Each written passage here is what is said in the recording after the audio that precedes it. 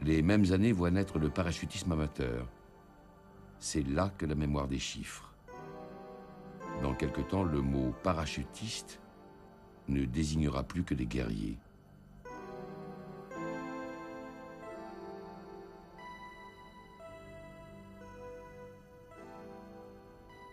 Et la vision d'un corps étendu près d'une rivière appellera forcément celle d'autres corps étendus sur les routes, après le passage des Stuka.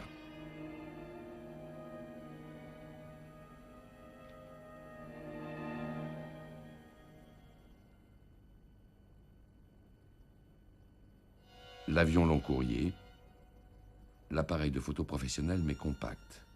La rencontre de ces deux objets crée le photoreportage. L'agence Alliance Photo est créée en 1934. Fixer les instants, découvrir le monde, c'est une époque qui commence. Capa, Seymour, Pierre Boucher, Denise Bellon se jettent dans l'aventure. Ils sont de leur temps.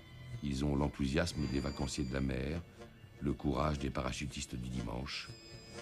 Être photographe, ça n'est pas seulement regarder, c'est soutenir le regard des autres. D'un écrivain, ce peut être Jean Giono. D'un acteur, ce peut être Jean-Louis Barrault. Ce peut être aussi Henri Miller, une lépreuse au Maroc, une beauté du désert, une petite fille avec chat, un peintre avec chat, un peintre sans chat. Elle va chercher Picasso chez lui et en Afrique les masques qui l'inspirent. Cette beauté sauvage que ses amis surréalistes et d'abord André Breton l'ont aidé à comprendre. Si Breton lui dédicace le premier exemplaire d'un de ses livres, c'est que la compréhension est mutuelle et qu'en matière de regard, il s'y connaît un peu.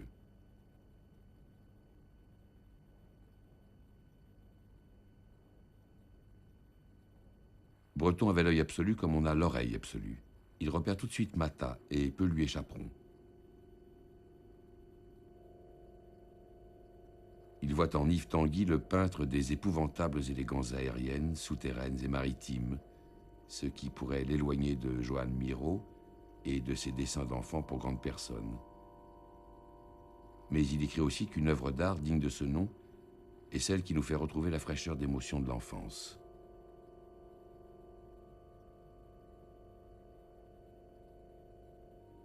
Il peut dire de Derain, cet homme extraordinaire dont je déteste la peinture et dont j'adore les propos. L'œil n'est jamais dupe de l'intelligence, mais quand les deux se rejoignent, c'est la rencontre unique. Celle de Marcel Duchamp. Ainsi, la photographe peut-elle nous donner à voir le regard qui en ce siècle aura le plus changé le nôtre.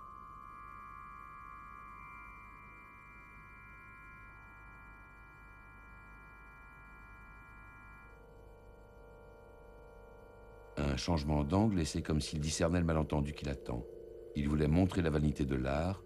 Un jour, il servira de caution à l'art de la vanité.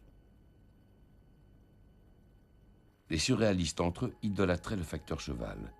La photographe l'offre au lecteur de magazines. Breton encore. Le palais idéal du facteur cheval, magnifique labyrinthe entouré de gigantesques statues, creusé de grottes, qui montre la possibilité de mettre fin à l'opposition immémoriale du rêve et de la réalité.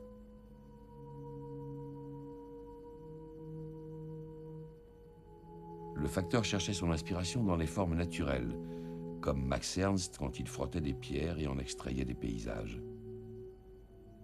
Denise Bellon retourne la démarche et fait proprement œuvre surréaliste quand elle photographie les empreintes, les moulages, les écorchés à vocation pédagogique et les transforme en œuvres d'art par la seule force du regard.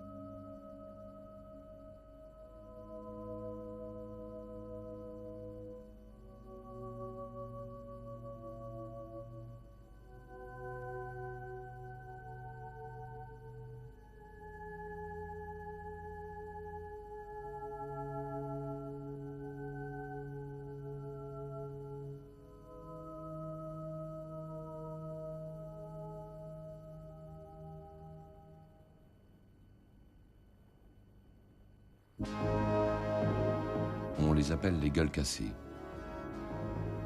L'expression survivra au dernier d'entre eux. rescapés de la Grande Guerre, dont un facteur fou a sculpté le visage. Ils se réunissent, ils se montrent, ils montrent à tous ce que la guerre peut faire aux hommes, pour témoigner, pour avertir. On sait la suite.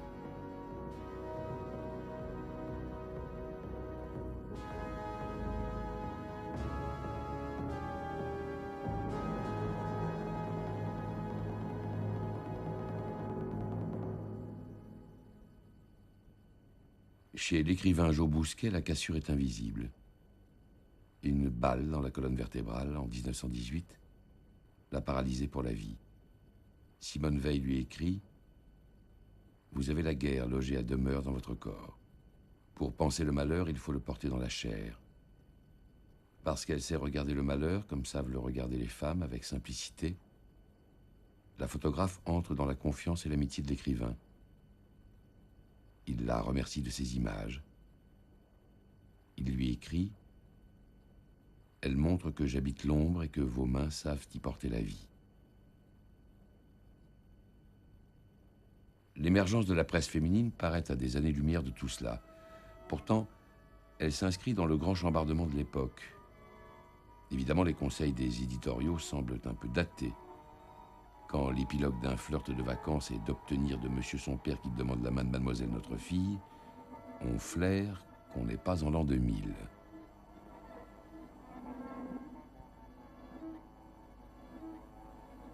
Mais elle réserve aussi de charmantes surprises. Voici deux petites filles, visiblement éprises de chocolat. Pour cette publicité, enfin, cette réclame, comme on dit alors, la photographe a fait poser ces deux filles, Yannick et Lolé. C'est une page d'un album de famille que les sujets de société, les reportages au long cours n'interrompront jamais. Yannick et Lolé, Lolé et Yannick. Est-ce d'avoir été exposées sitôt au magnétisme de l'image que toutes deux se dirigeront vers des métiers de l'image? Yannick, réalisatrice de cinéma, Lolé, actrice de cinéma, actrice de théâtre, puis auteur de pièces de théâtre, puis entrant dans l'image de sa sœur lorsque Yannick la fera tourner dans ses propres films. Inséparables, nos petites chocolatières. L'une derrière la caméra, l'autre devant.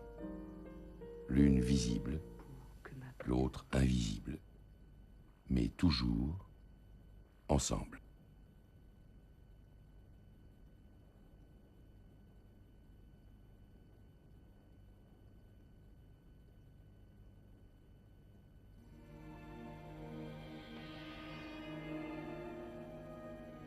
Étrange printemps du Paris d'avant-guerre qui semble dans le souvenir en avoir été la saison unique.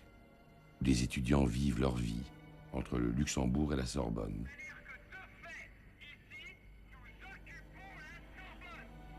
Ces murs qui résonneront un jour de déclarations historiques abritent une jeunesse bien sage.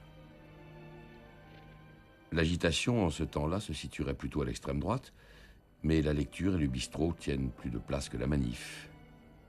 Paris est en somme une ville extrêmement vivable, avec plein d'espace autour des voitures, comme autour des piétons.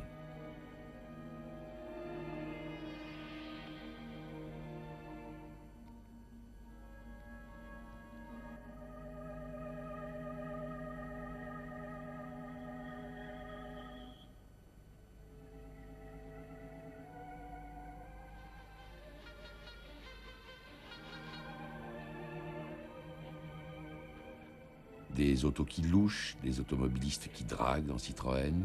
Mais on ne dit pas Citroën, on dit Citron. On ne dit pas PV, on dit contredanse. Et nous savons que la publicité s'appelle la réclame. On a le droit de faire celle de l'alcool et même du socialisme. Flic est une injure, un truand est un brigand du Moyen-Âge, une thune, une pièce de 5 francs, le travail se fait à la main, Paris change lentement, les ouvriers dans les rues ont des allures de paysans et quelquefois ce sont des paysans, à peine débarqués, immigrants d'une province étrangère aux Parisiens. Ils versent l'asphalte avec des gestes de vignerons.